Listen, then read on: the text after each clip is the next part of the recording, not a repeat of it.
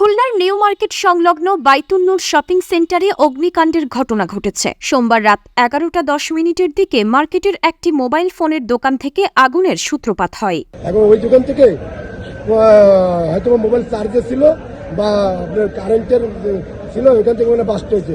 দ্রুত আগুন ছড়িয়ে পড়লে স্থানীয় ব্যবসায়ী ও আশপাশের লোকজন ফায়ার সার্ভিসে খবর দেয়। বাথরুমের থেকে পানি এনে মারছি, তাদের কাজ আসছে না, 15-20 জন।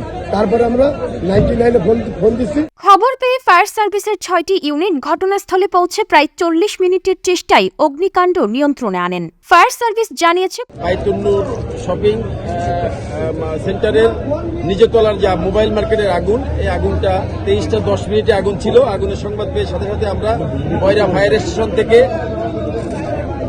এক এক করে আমরা 5টা ইউনিট পাঠিয়েছি। তারপরে পার্শ্ববর্তী আমরা টুকরা ফায়ার স্টেশন থেকে একটা ইউনিট পাঠাই। সর্বমোট 6টি ইউনিট দিয়ে আমরা আগুনে কাজ করি। অত্যন্ত দ্রুততার সাথে কাজ করার ফলে আমরা আগুন নিয়ন্ত্রণে 23:50 সম্পূর্ণ আগুন নিয়ন্ত্রণ চলে আসে। আমরা অলরেডি এখন আগুন নাই, তবু আমরা দেখতেছি কিছু হালকা ধোঁয়া আছে। আগুনের সূত্রপাত দেখা যাচ্ছে, আমরা আপাততভাবে মনে করছি যে আগুনটা বৈদ্যুতিক গোলযোগের ফলে আগুন লাগতে পারে, কারণ বিদ্যুতের অনেক পুরাতন তার ছড়িয়ে ছিটিয়ে ছিল বাইরে থেকে।